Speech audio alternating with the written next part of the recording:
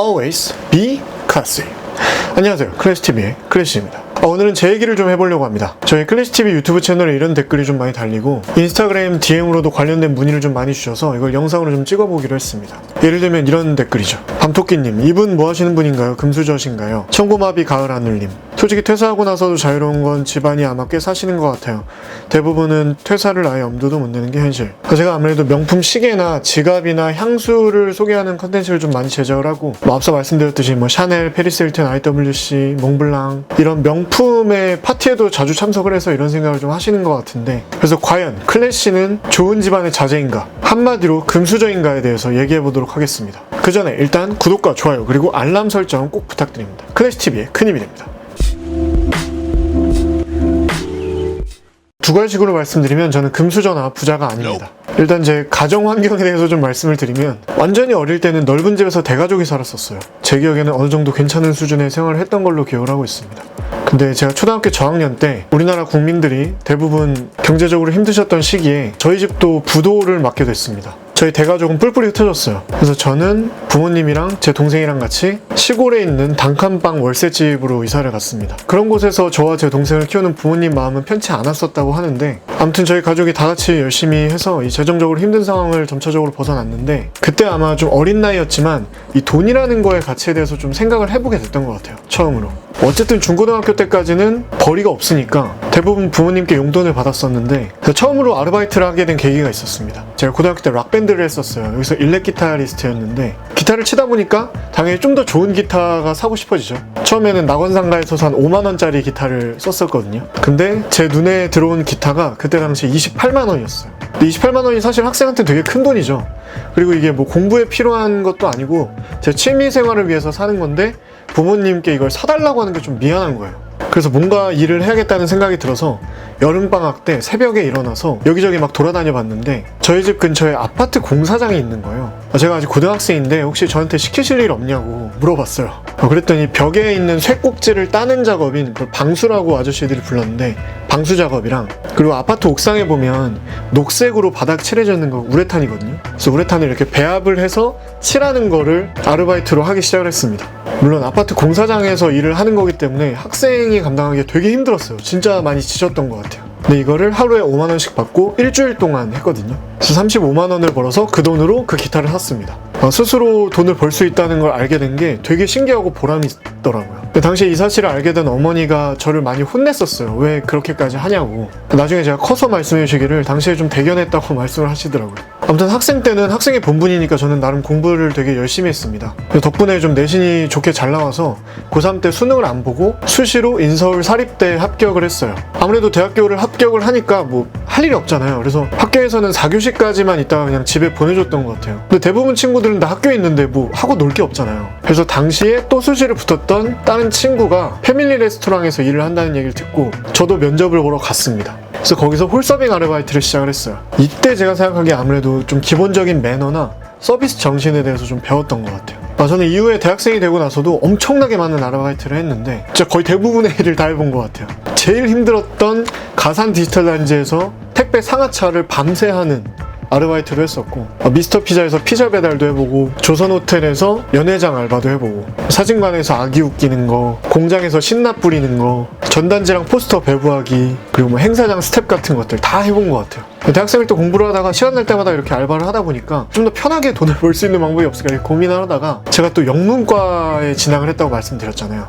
그러다 보니까 영어 과외를 할 수가 있겠더라고요. 그래서 초등학생 영어 회화부터 고3 수능 영어까지 굉장히 다양한 영어 과외를 했었습니다. 운 좋게도 강남 8학군의 고등학생의 수능 영어를 맡은 적도 있어서 당연히 다른 알바들보다 시간 대비 급여가 좋겠죠. 그래서 강의를 되게 많이 했는데 하루에 4개를 한 적도 있어요. 어쨌든 이 덕분에 성인이 되면서 거의 재정적으로 독립이 좀 가능해졌고, 따로 막 택배 상하차 이런 거 하면서 모은 돈으로는 물론 이렇게 막 배낭 메고 되게 가난하게 다녔지만 미국 같은 데로 해외여행도 막 다녔을 정도로 그렇게 지냈습니다.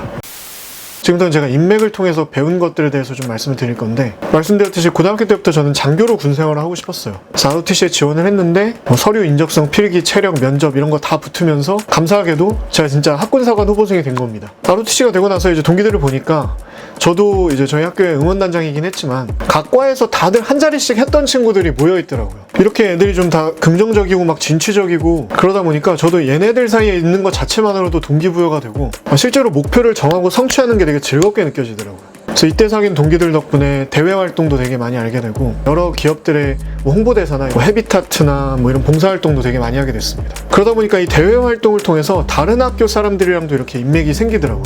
이때 사귄 인맥들은 지금까지도 이어지는 분들이 대부분이고 대학생 때 열정적이던 분들은 역시나 사회에서도 뭔가 좀 한 자리씩 하고 계십니다. 이런 식으로 좋은 사람들을 많이 만나다 보니까 이런 생각이 들더라고요. 일단 내가 좀 멋져져야 주변에 멋진 사람들이 함께 하게 되는 것 같아요. 그래서 이때부터 신사다움, 멋진 남자, 품위 이런 키워드들에 대해서 고민을 좀 많이 하게 됐고 이런 것들에 대해서 좀 공부를 하면서 실천을 했던 것 같습니다. 그러면서 지금의 제 가치관이 형성이 됐고요.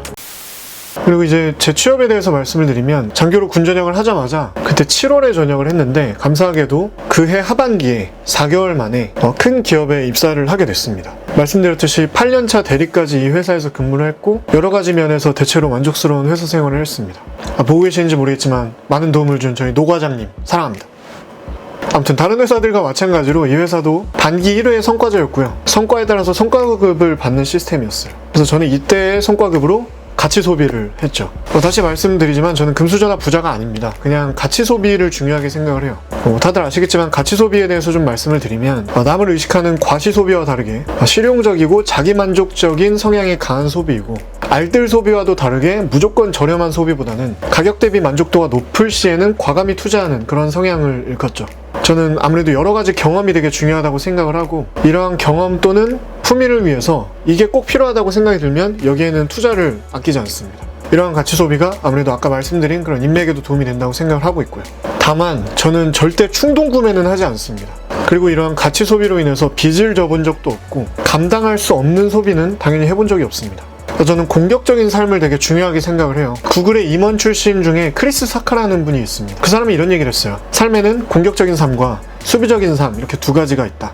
공격적인 삶은 내 삶의 조건들을 내가 주도하는 방식이고 수비적인 삶은 내 삶을 타인에게 맡기는 삶이다. 둘 중에 어떤 삶을 선택을 해도 좋지만 돈을 잃고 싶지 않다면 수비적인 삶을 살면 되겠지만 돈을 벌고 싶다면 공격적인 삶을 살아야 한다. 이런 얘기를 했어요. 저는 예전부터 공격적인 삶을 살고 싶었고 그건 지금도 마찬가지예요. 그렇게 살고 있다고 생각을 해요. 말 그대로 너무 수비적으로 내 돈을 막 지키기보다는 원하는 소비는 하면서 그만큼 더 벌면 된다고 생각을 했습니다. 실제로 그렇게 살고 있고요. 이게 또 욜로랑은 다른 개념이에요. 저는 욜로족은 아닙니다. 제 영상을 많이 보신 분들은 아시겠지만 저는 지금까지도 굉장히 계획적인 삶을 살았고 앞으로의 계획도 모두 다 짜져 있어요. 근데 욜로는 뭔가 무책임한 미래에 대한 합리화처럼 들려서 제가 싫어하는 말 중에 하나입니다. 아무튼 저는 가치 소비를 되게 중요하게 생각을 해서 계획적인 가치 소비를 하고 있다. 이게 결론이고요. 이런 가치 소비 이외에는 돈을 많이 쓰지 않는 편입니다.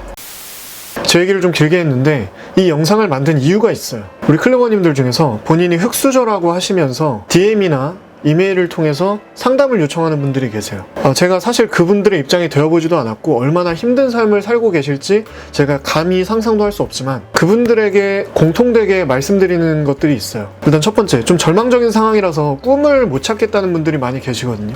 꿈이 없는 분들에게 제가 공통적으로 말씀을 드리는 건 공부를 열심히 하시라는 겁니다. 본인의 적성이 뭔지, 본인이 뭘 좋아하는지, 어떤 걸 했을 때 좀 남들보다 훨씬 잘하는지 이게 아직 파악이 안 되셨으면 일단 공부를 열심히 하는 것이 미래에 도움이 되실 것 같아요. 훨씬 더 많은 진로의 선택권을 가지실 수 있게 될 거예요. 그래서 절망적인 상황이라서 본인의 어떤 재능이나 이런 걸 찾기가 되게 힘드시겠지만 그럴 땐 일단 공부를 열심히 하시는 것도 좋은 방법입니다.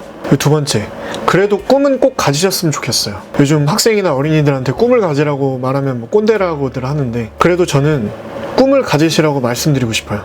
판사, 의사, CEO 이런 꿈을 말씀드리는 게 아니에요. 이건 직업이지 꿈이 아닙니다. 꿈은 명사형이 아니라 동사형으로 가지셔야 돼요. 예를 들면 나는 우주에 로켓을 쏘고 싶어. 아니면 나는 불편한 사람들을 돕고 싶어. 아니면 나는 노래할 때 정말 행복해. 이런 식으로 동사형 꿈을 가지고 곰곰이 고민을 하고 그에 따른 실천들을 하시게 되면 방법론적인 접근을 하게 되고 결국에는 그 동사형 꿈을 이루고 있을 거예요. 저는 어릴 때 꿈이 외교관이었거든요. 이건 직업이죠. 다시 생각을 해봤어요. 나이가 들면서. 내가 왜 외교관이 되고 싶어 할까? 뭔가 세계를 누비며 글로벌 친화력을 가지고 국익을 대변하는 프레젠테이션을 하는 게 멋있게 느껴졌던 것 같아요. 근데 이렇게 생각을 하고 보니까 꼭 외교관이 되지 않아도 이건 충분히 가능한 일이더라고요.